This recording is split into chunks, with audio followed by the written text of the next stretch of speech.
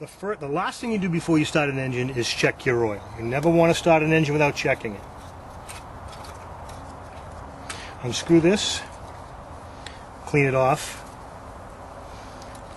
put it back in, screw it down until it snugs, come back out with it.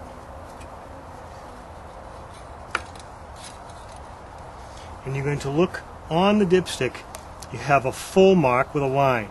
As long as the oil is at the full mark or anywhere within the serrated area where it says OK, you should be alright. Closer to the full mark, of course, is better. So now we know we have enough oil in here. Although it's very dark, it's going to need to be changed. We have enough oil at least to start the machine and see if it's running. I'm going to add fresh gas to the machine. Back on. Snug. Alright, we're ready to start the machine. First thing we do is throttle up. Your key on these, okay, this is just a key that snaps in, make sure it's in all the way, and your choke lever all the way clockwise. Prime it 1, 2, 3 times, and now we're ready to start the machine. That shuts the machine off. Now, what we want to do is we're going to change the oil next, but we want the oil to be warm because it flows out of the engine more evenly, and you're going to change your oil through this pipe here. So we're going to start the engine again.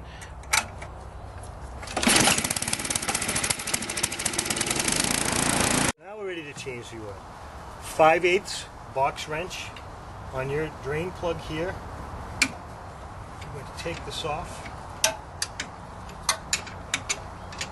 Loosen it to the point where you can move it by your fingers. Take a simple funnel and a plastic container and get your funnel up inside there. Cap. Pull it off and you can watch your oil drain. You can see that oil is very black and has probably not been changed in at least 2 years. Now you watch the oil is flowing. If you reach over here and loosen up your oil fill cap, you can watch your oil will drain faster now that you've vented the engine.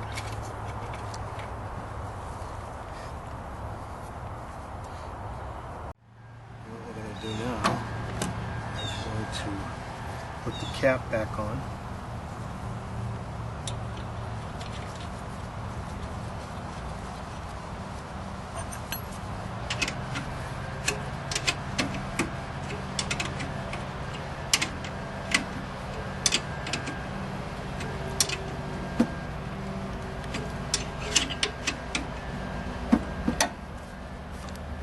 Now we're ready to add fresh oil. When you fill your oil, you're going to fill it right here where your dipstick is, and you should use a funnel. Just put your funnel in. Snowblowers should use a 5W30 oil.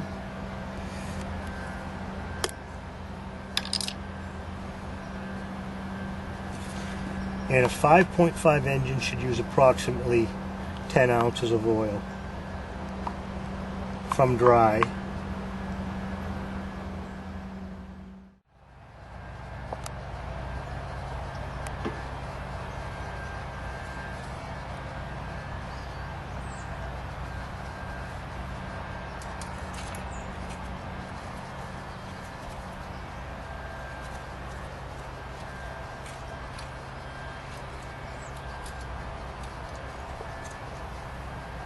Now we're right at the full mark.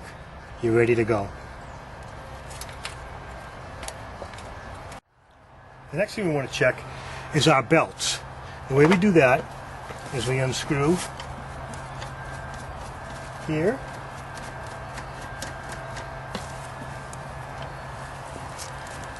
And we have one on this side as well. Most cover bolts are 3/8 bolts, and it's handy to have an extended nut driver to reach down inside. Remove the cover, and the way you inspect your belts is with the auger lever engaged. The first one you want to inspect is your auger belt, which is the outside belt. You want to squeeze the lever and check for side-to-side play in excess of a 1/2 inch. So this belt here is borderline. So I think we'll replace this belt. This belt here is your drive belt. It's always tense, so this belt here very rarely wears out. You should be able to get 2 or 3 seasons out of this belt here. This belt here, as long as there's no frays or cuts, is okay to go.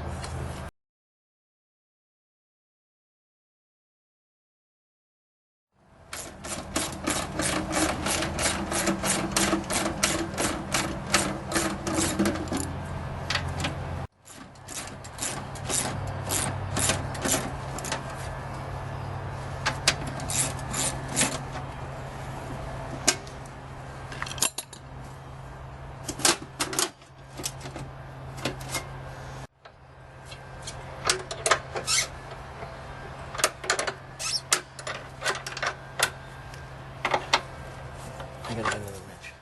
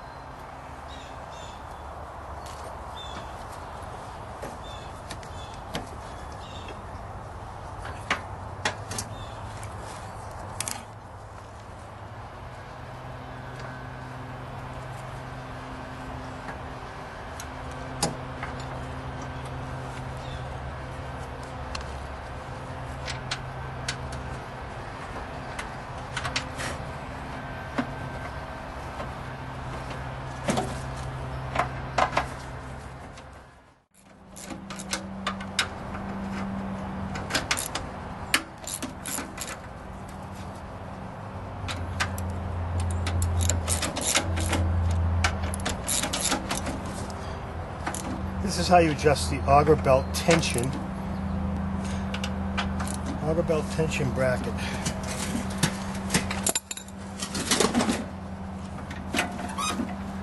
Okay, now you can see the new belt is barely any place side to side, maybe 1/4 of an inch, but a lot tighter. A loose belt will slip and not pull snow.